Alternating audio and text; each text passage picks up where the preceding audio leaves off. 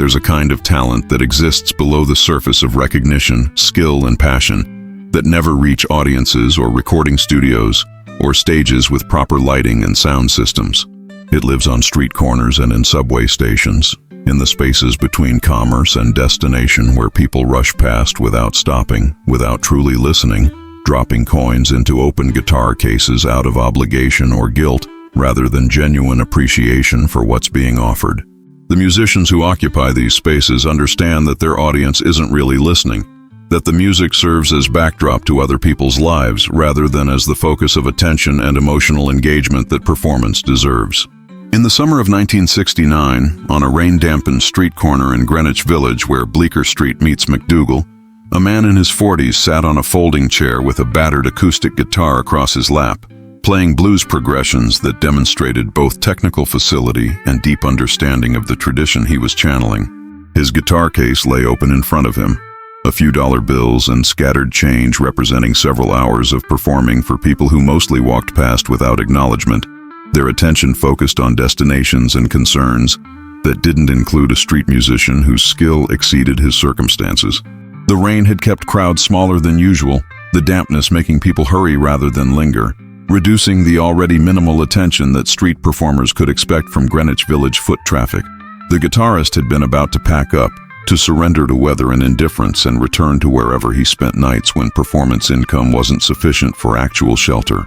And then someone stopped.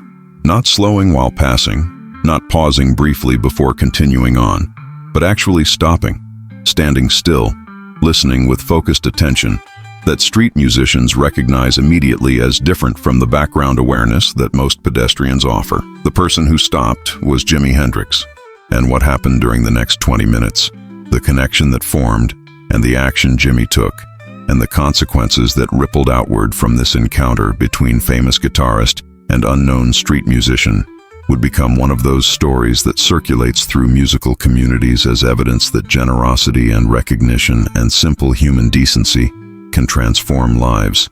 That greatness includes the capacity to see talent regardless of circumstances and to act on that recognition without calculation or expectation of return. Before we step into that rainy afternoon when recognition crossed the boundary between success and struggle, when one guitarist saw another and responded with generosity that changed everything, hit subscribe because what follows comes from the witnesses who saw this encounter, from the people who knew both musicians, from those who understood that this moment represented something essential about Jimi Hendrix that fame and success never corrupted or diminished. Greenwich Village in 1969 is one of American music's crucial locations, a neighborhood where folk and rock and jazz and experimental music coexist and cross-pollinate, where clubs and coffee houses provide stages for established artists and unknowns, where musical community thrives despite commercial pressures and where authenticity matters more than commercial success or mainstream recognition. Bob Dylan emerged from the village folk scene. The Velvet Underground developed their experimental approach in village clubs. Countless musicians came to the neighborhood seeking community and creative freedom that more commercial music centers couldn't provide. But the village also contains harsh realities beneath its artistic reputation. Not everyone who comes seeking musical community finds success or even sustainable living.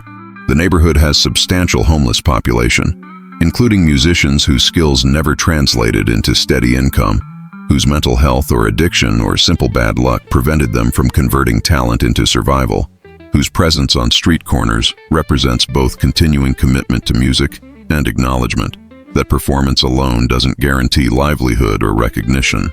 The guitarist on Bleecker Street that afternoon, we'll call him Robert, though accounts vary on his actual name and background, represented this hidden category of musician. People who knew him later described someone with genuine abilities and deep knowledge of blues tradition, someone who had played professionally at various points but whose life circumstances had deteriorated to the point where street performance provided his only income and his only connection to the musical identity that defined how he understood himself. Robert's story, reconstructed from various sources and witnesses, involved military service and difficult return to civilian life, relationships that failed and opportunities that didn't materialize, gradual descent into circumstances where stable housing and regular employment became impossible to maintain. Music remained the constant, the thing he could still do regardless of other failures. the skill that provided both meager income and psychological lifeline to identity and purpose that homelessness and poverty otherwise destroyed. On this particular afternoon in summer 1969, Robert was playing standards and blues progressions, demonstrating the kind of fluid technique and emotional understanding that comes from decades of dedicated practice and genuine love for the music itself. The rain had reduced his audience to almost nothing, the few people passing mostly ignoring him completely, the coins in his guitar case representing hours of work that wouldn't cover a meal or contribute meaningfully to whatever his needs were beyond immediate survival. Jimi Hendrix at this point is at the absolute peak of his fame and commercial success. The Jimi Hendrix Experience has released 3 groundbreaking albums. Jimi's performances at Monterey and Woodstock have established him as one of rock's most important and innovative artists. His technical abilities and creative vision are recognized and celebrated by musicians and critics internationally. He has achieved everything that most musicians dream of: commercial success, critical respect, genuine innovation that reshapes his instrument's possibilities, recognition as generational talent whose influence will extend far beyond his own career. But success and fame haven't separated Jimi from understanding and respecting the struggles that musicians face, or from recognizing talent regardless of circumstances.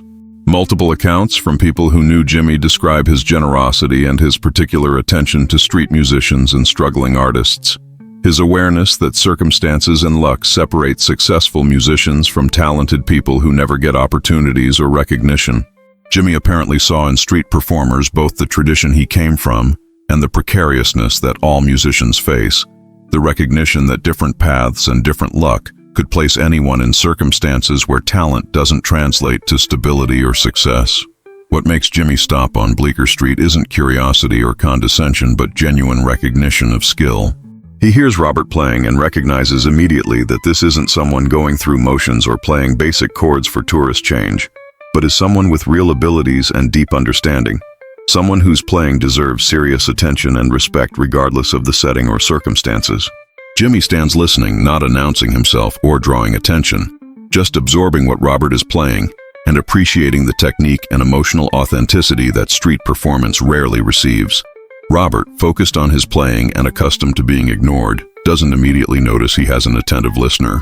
When he does become aware of Jimi's presence, his initial reaction, according to later accounts, is confusion about why someone is actually stopping and listening rather than just passing by. Street musicians develop protective detachment from their audience, expecting nothing and feeling gratitude for minimal acknowledgement. So sustained attention from a single listener feels unusual and slightly unsettling. When Robert looks up and recognizes who is listening to him, the recognition apparently creates a moment of profound disorientation. Jimi Hendrix, the most famous and innovative guitarist in rock music, standing in the rain listening to a homeless street musician play blues progressions for change. The cognitive dissonance between Robert's circumstances and Jimi's presence apparently leaves Robert uncertain how to respond, whether to keep playing or stop, whether to acknowledge the recognition or pretend he doesn't know who Jimi is. Jimi's response, according to witnesses who saw this encounter, is to approach Robert directly and to ask if he can sit down and listen more closely. Not to make a scene or attract attention from other pedestrians, not to turn this into performance or photo opportunity, but simply to give Robert's playing the serious attention it deserves, to treat this street corner as worthy of the same focus and respect that concert venues receive. Jimi apparently sits on the curb near Robert's chair, close enough to hear the guitar's nuances, positioned as listener rather than as celebrity granting favor. What happens next becomes the encounter's emotional core, the thing that witnesses remember decades later, and that becomes central to how this story gets told and retold. Jimi and Robert talk, musician to musician, about technique and influences, and the blues tradition they both draw from. Jimi asks Robert about his playing approach, where he learned certain techniques, which blues artists influenced his style. The questions aren't condescending or performative, but reflect genuine interest and respect. Jimi treating Robert as peer and fellow musician rather than as charity case or curiosity. Robert, according to accounts, responds initially with hesitancy and uncertainty, unused to having his playing taken seriously or discussed analytically, uncertain whether Jimi's interest is genuine or represents some kind of celebrity kindness that will end as quickly as it began. But as the conversation continues and Jimi's questions demonstrate real knowledge and sincere curiosity, Robert apparently relaxes and engages more fully, talking about his influences and his understanding of blues guitar, with the kind of depth and passion that reveals how seriously he takes music despite circumstances that suggest failure or defeat. At some point during this conversation, Jimi asks if he can play Robert's guitar. The request apparently surprises Robert. Why would Jimi Hendrix, who has access to any guitar he wants, want to play a battered acoustic that's been through weather and hard use and that represents poverty rather than success? But Jimi's interest is genuine, and Robert hands over the guitar, watching as one of music's greatest guitarists adjusts to the unfamiliar instrument and begins playing. What Jimi plays on Robert's guitar becomes one of the story's most remembered details. He doesn't play his own famous songs or demonstrate the electric techniques that made him revolutionary. Instead, he plays traditional blues, the same kind of material that Robert had been performing, showing both respect for Robert's tradition and demonstrating that beneath all the innovation and experimentation, Jimi's foundation remains rooted in the blues guitar that Robert represents. The playing is apparently beautiful and technically perfect, but also humble, Jimi using Robert's instrument to acknowledge shared tradition rather than to demonstrate superior abilities. The small crowd that has gathered during this exchange, passers-by who recognize Jimi and stop to watch, other village musicians who notice what's happening, watches in silence as this encounter unfolds.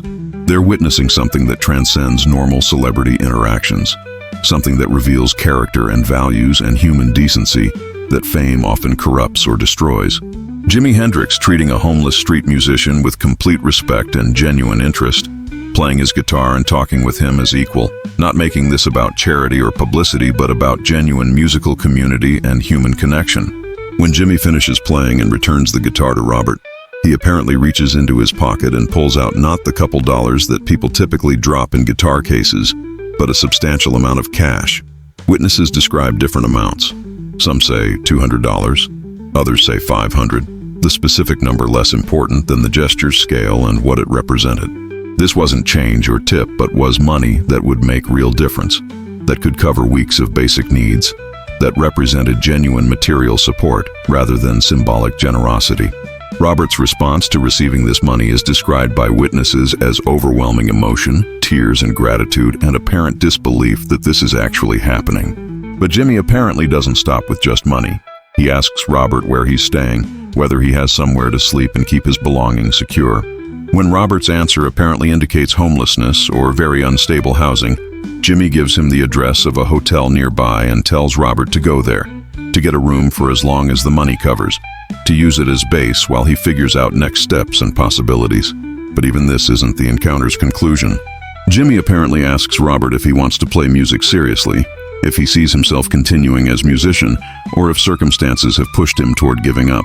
Robert's response isn't documented precisely, but witnesses describe him expressing that music is all he has, that playing guitar represents his only remaining connection to purpose and identity, that despite circumstances he can't imagine not being a musician even if commercial success seems impossible.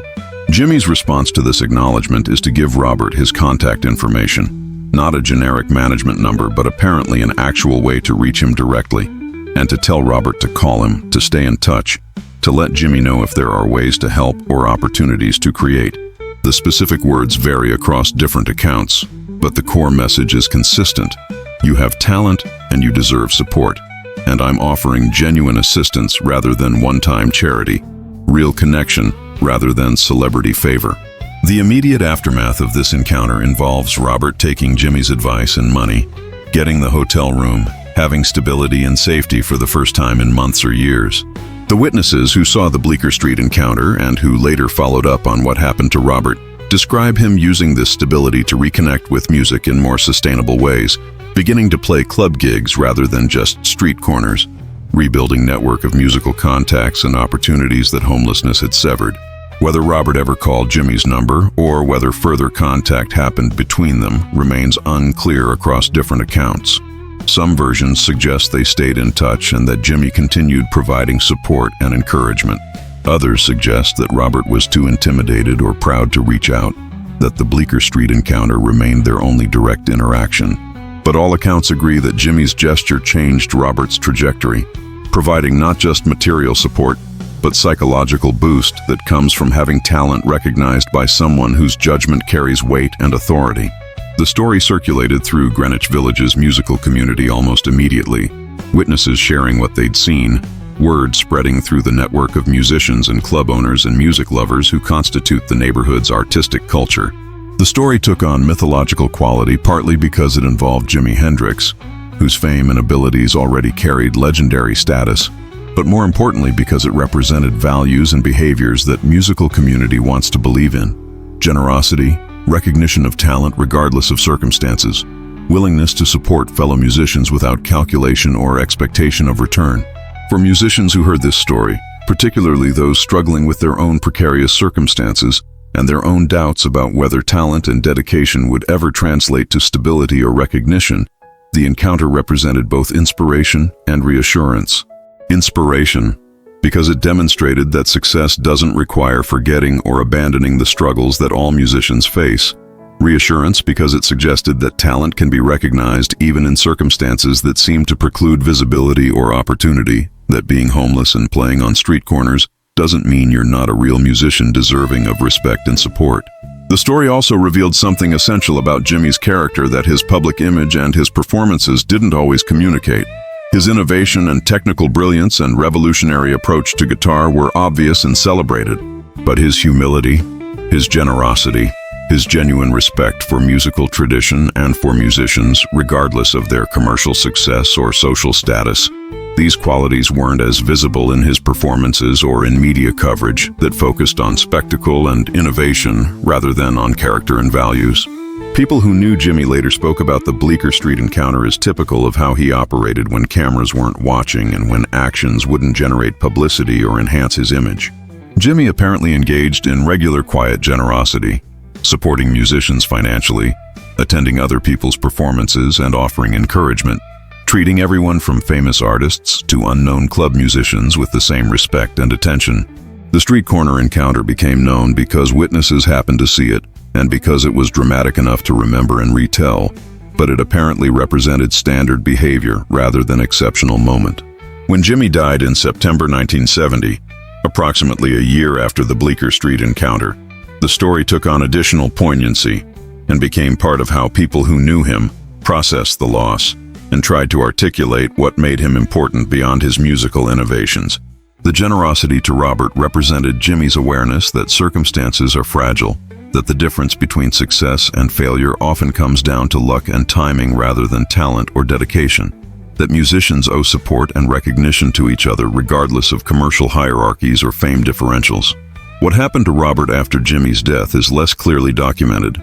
Some accounts suggest he continued playing and eventually found more stable circumstances, using the foundation that Jimi's support had provided to build sustainable musical life.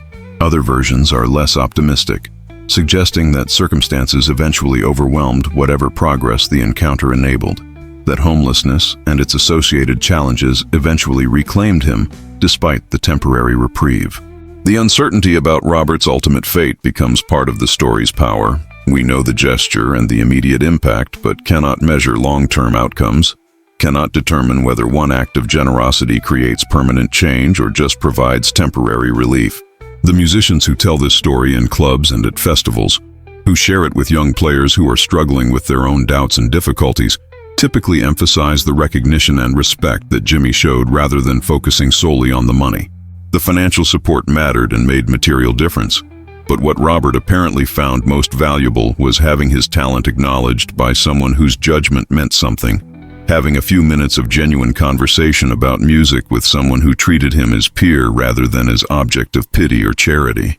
This emphasis on recognition over charity reflects what musicians understand about their own needs and what makes dignity possible even in difficult circumstances. Being seen, being heard with real attention, being treated as though your skill and passion matter regardless of your commercial success or social status. These things sustain artistic identity and make continued dedication possible even when material rewards don't materialize. Jimi's gift to Robert included money that addressed immediate needs, but more fundamentally it included recognition that addressed identity and purpose, that affirmed Robert's understanding of himself as musician deserving respect rather than as failure deserving pity.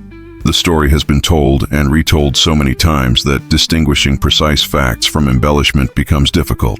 Different versions emphasize different details, place the encounter in different locations or different years, describe Robert with different backgrounds and different outcomes.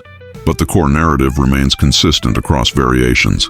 Jimi encountered a talented street musician, recognized abilities that circumstances had buried, offered support that went beyond casual charity, treated the encounter as genuine human connection rather than as celebrity favor, and in doing so revealed character that his fame and success never corrupted. Music historians who study Jimi's life and legacy include the street musician encounter in their accounts not as central biographical fact, but as illuminating detail that reveals values and priorities that public image doesn't always capture. The story demonstrates that Jimi understood music as community rather than as competition, as shared tradition rather than as individual achievement, as something that creates obligations to support and recognize talent regardless of where that talent exists or what circumstances surround it. For contemporary musicians who hear this story, particularly those who are struggling financially or who feel invisible despite their skills and dedication, the Bleecker Street encounter offers both comfort and challenge. Comfort in the recognition that circumstances don't determine worth, that being unrecognized doesn't mean being untalented, that the right attention at the right moment can change everything. Challenge in the implicit question about whether they would do the same. If they achieved success and recognition, would they remember to look for and support talent in unexpected places? Would they offer genuine help rather than just polite acknowledgement? Would they treat struggling musicians as peers rather than as charity cases? The photograph that supposedly captures this encounter, if it exists, accounts vary on whether anyone actually photographed the moment, would show two guitarists on a rainy street corner, one famous and successful, one homeless and unknown, both focused on the guitar between them and on the conversation about music that mattered more than the circumstances surrounding it. The image would document a moment when hierarchies dissolved and genuine musical community happened, when recognition crossed boundaries of success and failure, when generosity flowed not from obligation or publicity calculation, but from simple human decency and respect for shared craft. When you listen to Jimi Hendrix playing blues guitar, when you hear the respect and understanding he brings to traditional forms, even while transforming them into something new, you're hearing someone who never forgot where music comes from, who recognized that innovation builds on tradition rather than replacing it, who understood that the homeless guitarist on the street corner and the stadium, performers share more than separates them. The Bleecker Street encounter wasn't charity or publicity stunt, but was natural expression of values that Jimi maintained throughout his career. Recognition that talent deserves respect regardless of circumstances, that musicians owe support to each other, that success creates obligations rather than privileges. Robert, whoever he was and whatever happened to him after that rainy afternoon, represents countless musicians whose talent never translates to recognition, whose circumstances prevent visibility, whose skill and dedication deserve respect, that commercial success and media attention don't validate. Jimi saw him, heard him, recognized him, supported him. And in doing so, Jimi demonstrated that greatness includes generosity, that innovation doesn't require forgetting tradition, that the most important performances happen in moments of genuine human connection, rather than on stages with thousands watching. The rain on Bleecker Street eventually stopped. The crowd that had gathered eventually dispersed. Jimi continued toward whatever destination had brought him to the village that afternoon. Robert packed up his guitar and went to find the hotel Jimi had suggested, carrying money that represented immediate relief and recognition that represented something more valuable and more lasting. And the witnesses who saw this encounter carried the story forward, sharing it as evidence that music creates community, that talent deserves recognition, that simple acts of generosity can change lives in ways that recordings and performances and commercial success cannot measure or contain.